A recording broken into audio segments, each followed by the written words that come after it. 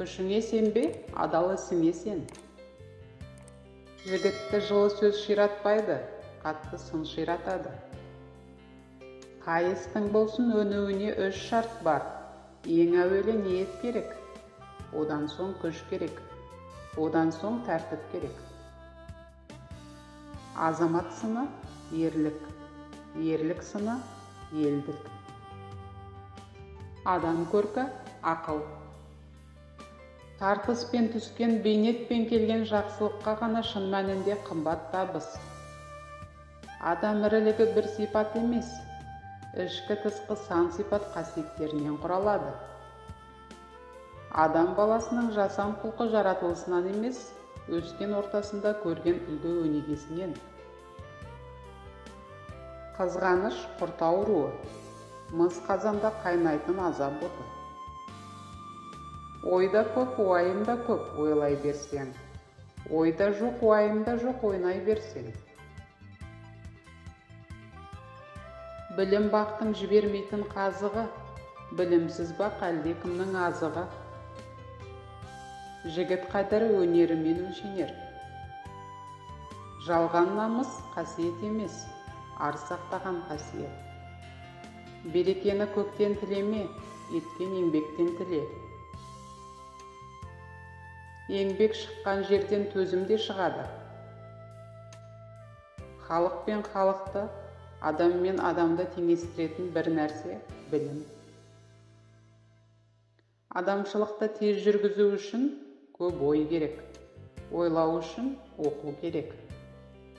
Ар жазасы бар жазадан ауыр жаза. Жауға жалынба, досқа тарылма.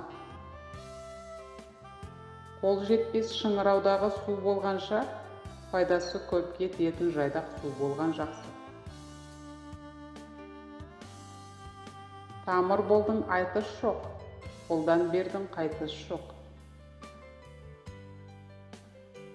Әділет тілесе, атаңның болсын айыбын айт. Сын шын болсын, шын сын болсын. Ұлттың тілі, сол ұлттың жаны, жан дүниесі. Ол жүректі соқтыртып тұрған қан тамыры сияқты. Егер де қан тамыры жабылып қалса, жүректе соғуын тоқтатпай ма? Төзім тамаша сипат. Бірақ шексіз ұзақ төзуге өмір тым қысқа ғой.